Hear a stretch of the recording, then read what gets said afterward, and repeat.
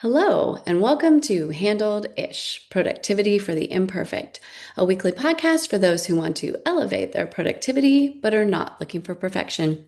I'm your host, Betsy, and I am really happy you're here with me, whether it's podcast land or YouTube or on the KC24 CBS 47 Plus app that you can download from your smart TV. And episodes are also on the Community Media Access Collaborative, CMAC.tv.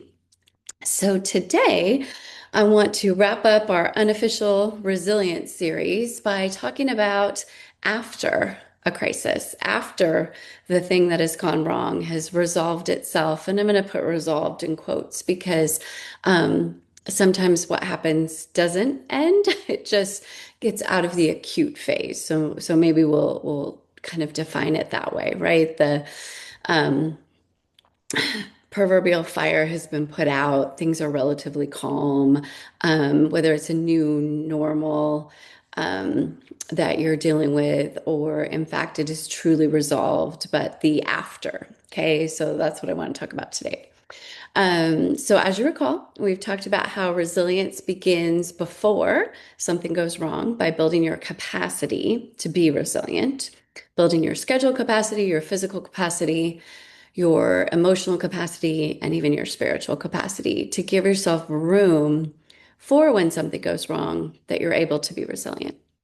And then last week we talked about during a crisis, how you can build resilience by acceptance. Because if we are continuing to think that this shouldn't have happened, we are not going to be able to move forward or deal with whatever it is in front of us. Accepting what is, accepting that there's amazing things and terrible things, and that's just what life is all about, is also super helpful.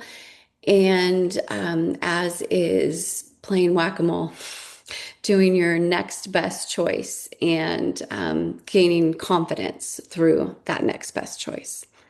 So once it is over, we can build resilience through reflection.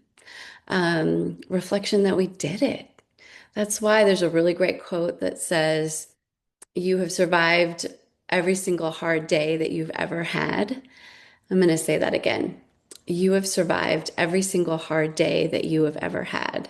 And that's true, right? That's true for all of us. We are still here.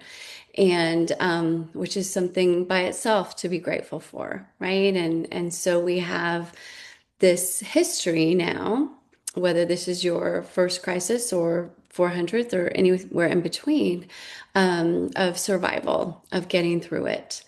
This is where I super advocate a self high five, which I know is super weird, and that's why I advocate it, because I want you to do it right now. Give yourself a self high five. Because it's so odd. It just kind of lightens the mood and adds a little bit of whimsy. But the bottom line is, by, coming out the other side, you have proven to yourself that you can do hard things. And knowing that you could do hard things is a very important component of resilience, because you've got proof, right? The proof is in the pudding. You have done the thing. And so you have evidence, you have proof, whatever word you want to use, that you can do hard things. And when something else goes wrong, whenever that is, and again, we hope it never happens, or when it does, you've got that history. You know that you can do hard things and you can get through them. And that is incredibly helpful. I was listening to Mel Robbins' podcast actually on the way to filming this episode, and there was a cardiologist who just wrote a book and is talking about resilience. And she was saying she had some really fascinating perceptions, which I really, really liked. And one of them was she doesn't like this idea of bouncing back that is usually associated with resilience, because her idea, and I agree with this completely, is that we don't bounce back. Okay, we are different. We don't ever return to the way we were before. After a crisis, we are changed. That doesn't mean that we are not amazing in our current form. It just means that we're different. And we can be also awesome. We were awesome before, we're also awesome now after the fact. And then we can also be even more awesome. So there's lots of really good alternatives here. But I really liked the idea of not keep talking about bouncing back and not talking about returning to normal. We can certainly try to get back to where we were before as close as we can if we liked that place. However, we're never going to be able to get exactly back there because, something fundamental happened and we're different now. And partially we're different because we were successful in surviving the challenge and surviving the crisis. And so that is very significant. So I wanted to share a couple of those thoughts as well. So give yourself that self high five. Remember that you can do hard things, and that is a great way to have resilience because you've got proof that you are. And also make sure that during a crisis and during a time when things go wrong, you're also giving yourself lots of love and compassion, and you're trying to have as much gratitude as you can, which is a really hard thing to do when you're in the middle of something yucky. However, it's also a really good exercise. That doesn't mean that you say, oh, well, I shouldn't even be upset about this because there's so and so and they have it worse. Yes, there's always going to be someone who has it worse. That doesn't mean that what you're going through isn't hard. And so that's not a thing. It's not a zero-sum game. It's not like the amount of hard is divided and when it's divided up, like it's gone. No.